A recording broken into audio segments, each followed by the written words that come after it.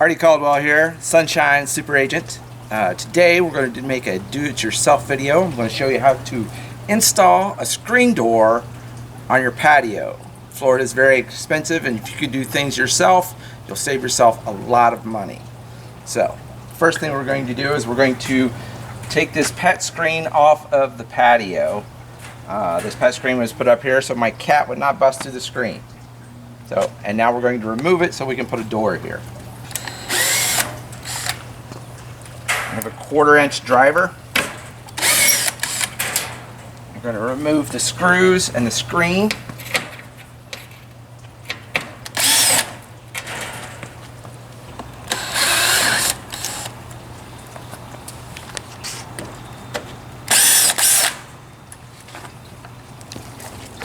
I'll just set this to the side so we can partially reinstall it later on. Alright, so we're going to remove this bug screen from the outside of the patio, and what we want to do is we want to pull the spline out of the channel of the post. And it's hard to get started, but once it's started it comes off pretty easily. So, and at that point your screen is loose.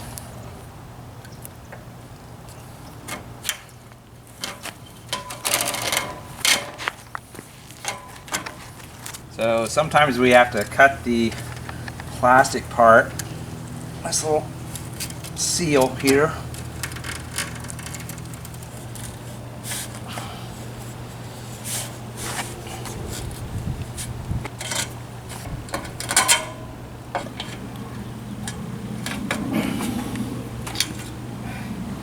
And there we go. Alright, I'm going to remove this cross beam here. Cross beam is part of the original construction of this pool cage, so it goes back about 40 years.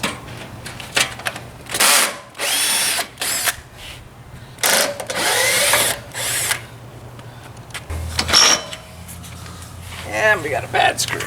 Okay, sometimes whenever you have really old screws like this, they're really hard to get out. The tools that we have available to us will not hold on to them good enough without rounding off the heads because of rust.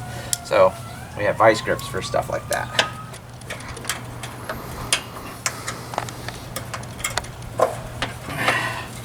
There we go. This is an old installation. It's 40 years old. So take a look at this screw. You can see how badly the head is worn out from the basically just age, rust.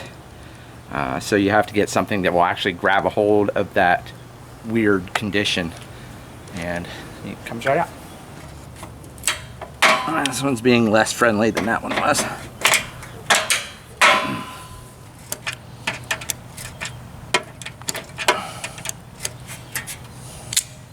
Okay, so now that we've got all of our screws loose, believe me, I've had some screws loose for a while. So now we can just slide the beam out of position. Ah, we got it. There we go. Okay, so this is our upright that we're going to put on there. It has channels on the back side of it, which will be used for putting the netting back up. And as you can see, we have to move or remove a section of this lower piece down here on the floor, so that we can put our post in. So we have to cut this threshold in order for our new post to go in either side of the door. So our door is 36 inches wide, so we need 36 inches out of the center of this spanse. Plus we need 2 inches more for each post on either side, so 36 plus 2 plus 2. So we have a total of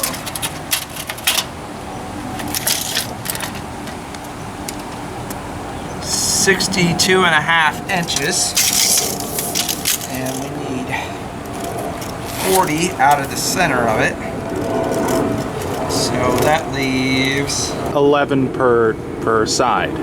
Okay, 11 inches on either side? Are you Yes. sure about that? Yes. Alright, 11 and 11 And that should give us 40 inches in the center.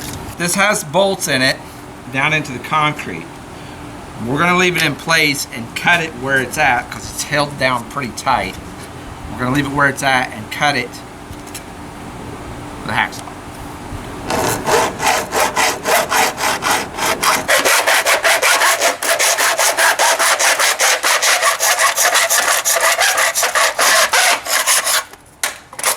Alright, so we got one bolt here in the middle of our cutoff section, so I'm just going to go ahead and vice grip this off here because I know that it's going to be too old and corroded.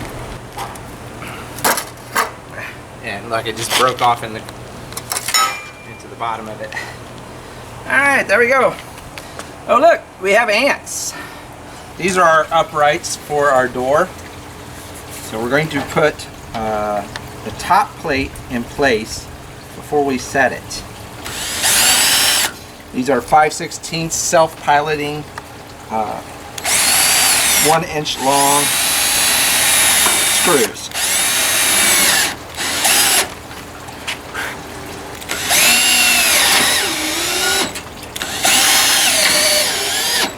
I'm only going to use 3 screws instead of 4. There's 4 holes. I'm only going to use 3 because this one's very close to the edge and I don't really see much point in it. We're going to put our post in here. The first thing we need to do is to mark the bottom of it where it's going to connect with the lower part. So that's one post. And we're going to do it again on the other side. We have marked where the bracket needs to go on the lower section. So this is where our lower piece sets. This will connect into the lower piece here. And I've had my assistant to paint them for me so they're the proper color.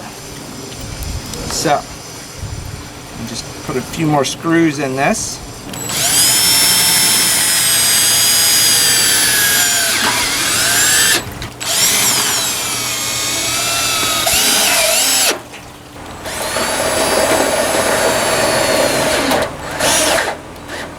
Alright, so I got this door for $130 at Lowe's.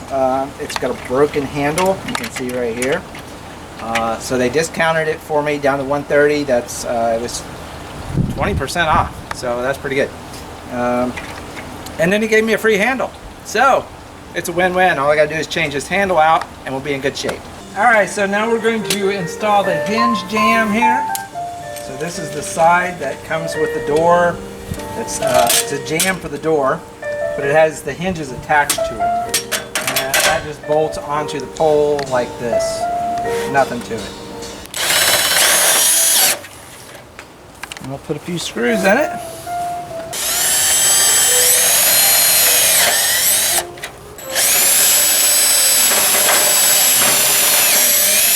Alright. So there's our mounting for the door. We've got all of our hinges in place, and now we're going to hang the door. So for hanging the door, we're going to use these nice fat stubby screws that came with it. And this came as part of the installation.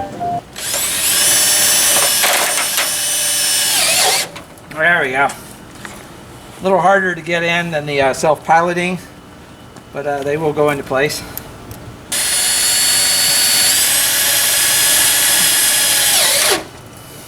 Alright, so we have hung the door. We put the hinge in place here. The door is ready. We put our jamb on the other side. You'll notice we have a little bit of gap on this side, so we're going to have to put a plate here in order to put our catch on it so that it'll stick out far enough for the door to actually catch it. So that's what we're going to do right now. We're going to put a plate over top of this hole right here, and then we'll put our catch in over top of that.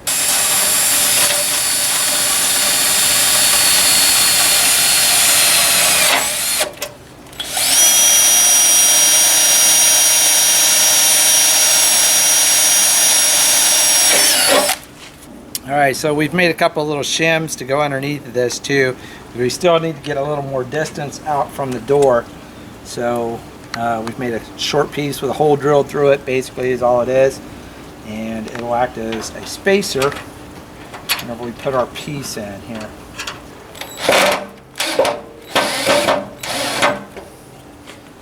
hopefully that's out far enough to catch the latch.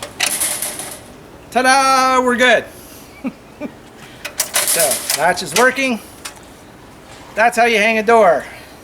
Alright, so the last piece is this top header, and we've cut a lap joint into the aluminum so that it will lap over the edge of this post, and we just put some screws in it and we're done.